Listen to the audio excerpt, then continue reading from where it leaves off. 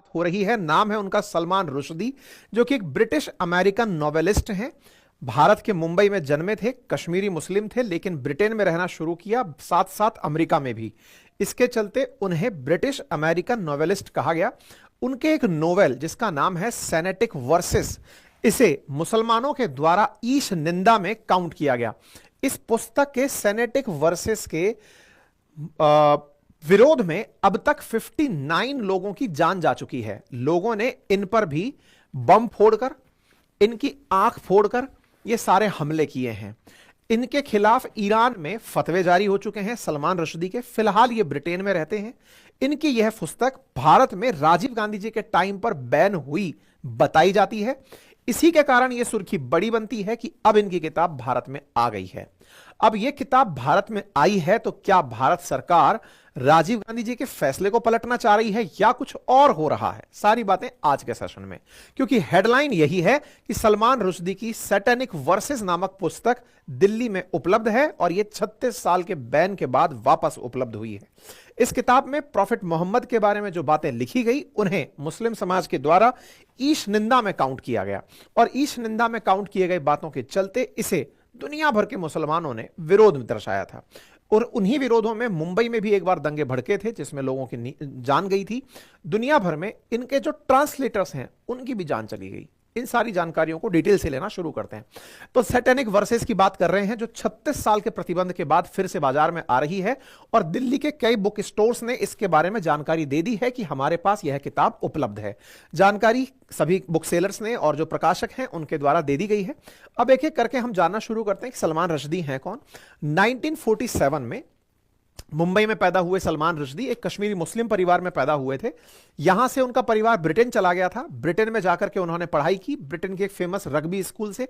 उसके बाद उन्होंने आगे की शिक्षा कैम्ब्रिज विश्वविद्यालय से ली।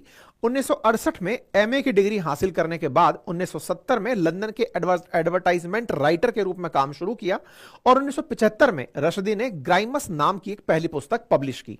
इन्होंने 4 शादियां की, 4 शादियों के साथ तलाक भी जुड़े। पहली शादी हुई 1976 में, 11 साल बाद तलाक हुआ। उसके बाद दूसरी शादी अमेरिकी उपन्यासकार से हुई 1993 में, उसके साथ तलाक हुआ। 97 में एलिजाबेथ से शादी हुई, उससे तलाक हुआ। 2004 में चौथी शादी की। इस बार उन्होंने एक भारतीय मूल की अमेरिकी एक्ट्रेस और मॉडल पद्मलक्ष्मी से शादी की। हालांकि उससे भी 2007 में इन्होंने तलाक ले लिया। उपन्यास है मिडनाइट चिल्ड्रन, जिसके लिए इन्हें बुकर प्राइज मिला, यानी कि यह बहुत ही प्रतिष्ठित पुरस्कार किताब लेखकों को दिया जाने वाला पुरस्कार है। और यह जब कन्फ्लिक्ट में आए उससे पहले लिखी गई पुस्तक के लिए मिला। यानी मिडनाइट चिल्ड्रन 1981 में और 1983 में बेस्ट ऑफ द बुकर्स नाम के पुरस्कार से इन्हें सम्मानित किया गया। इनकी अब तक 30 से अधिक किताबें लिखी जा चुकी हैं, जो फिक्शन, नॉन फिक्शन और बच्चों पर लिखी गई किताबें हैं। इन्हें जिस समय यह पुरस्कार 1981 में मिला था तब की यह कटिंग है, जिसे आप न्यूयॉर्क टाइम्स में देख रहे हैं। न्यूयॉर्क टाइम्स में दिखी यह खबर के साथ साथ आप यहां पर जो कटिंग्स देख रहे हैं ये उन पुस्तकों की हैं जो इनके द्वारा लिखी गई। इनमें से ये जो नाइफ करके पुस्तक लिखी गई है, ये तो उस समय लिखी गई जब इनके ऊपर हमला हुआ और इनकी आंख चली गई। इनके ऊपर बम भी फोड़ा गया था। अलकायदा ने, हिजबुल्लाह ने, सब ने इनको मारने की प्लानिंग की थी। फिलहाल ये ब्रिटेन में रहते हैं, पूरी पुलिस सिक्योरिटी में रहते हैं, बाहर नहीं निकल पाते हैं। जब ये बाहर निकले अमेरिका में एक बार, तो इनके ऊपर इस तरह से हमला हुआ था। सैटेनिक वर्सेस नाम की पुस्तक के चलते ही सारा विवाद हुआ है। तो सलमान रुश्दी की पुस्तक सैटेनिक वर्सेस के कारण जो विवाद है, अब उसकी बात करते हैं। इनकी चौथी नोवेल थी सैटेनिक वर्सेस, जो 1988 में इनके द्वारा लिखी गई। इसमें प्रॉफिट मोहम्मद को इंसल्ट किया गया, ऐसा इसके अंदर मानने वाले मानते हैं। यानी कि जो लोग इसमें बिलीव रखते हैं इस्लाम में, उनका मानना है कि प्रॉफिट मोहम्मद के बारे में यहां पर गलत बातें लिखी गई। सैटेनिक वर्सेस उपन्यास का जो हिंदी अर्थ है वो है शैतानी आयतें। इसमें मुस्लिम धर्म के लोगों की आपत्ति है। असल मायने में बताया गया कि इस पुस्तक में इन्होंने 2 काल्पनिक कलाकारों की चर्चा की है। उनमें 2 कलाकार एक हवाई जहाज से मुंबई से लंदन जा रहे हैं। उनमें एक कलाकार फिल्म कलाकार है जिसका नाम जिब्रिल है और दूसरा वॉइस ओवर आर्टिस्ट सलादीन है।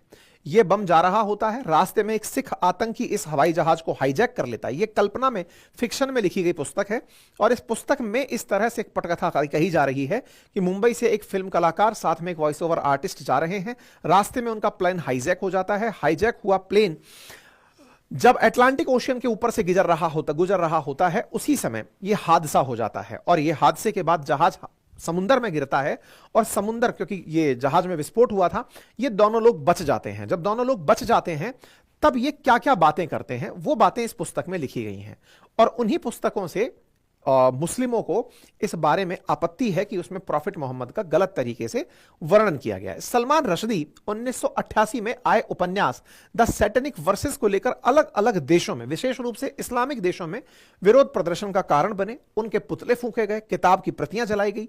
भारत और ईरान जैसे देशों ने इस किताब को 1988 में आने के बाद बैन कर दिया। भारतीय मूल के जाने माने लेखक जो सलमान रश्दी हैं, ये 3 दशक से ज्यादा इस्लामिक कट्टरपंथियों के निशाने पर रहे। इन्होंने काफी समय गुमनामी में बिताया। 1989 में मुंबई में मुसलमानों ने एक बड़ा विरोध प्रदर्शन किया। उस विरोध प्रदर्शन में पुलिस की गोलीबारी में 12 लोग मारे गए और 40 से अधिक लोग घायल हुए। इतना ही नहीं, ईरान के अंदर जो इस्लामिक क्रांति के आयतुल्लाह खुमैनी हैं, उन्होंने इनके लिए 1989 में फतवा जारी किया और उस फतवे की पालना में सेंट्रल लंदन की एक होटल में एक आरडीएक्स का विस्फोट करके सलमान रश्दी के ऊपर हमला किया गया, जिसमें वो बाल बाल बच गए।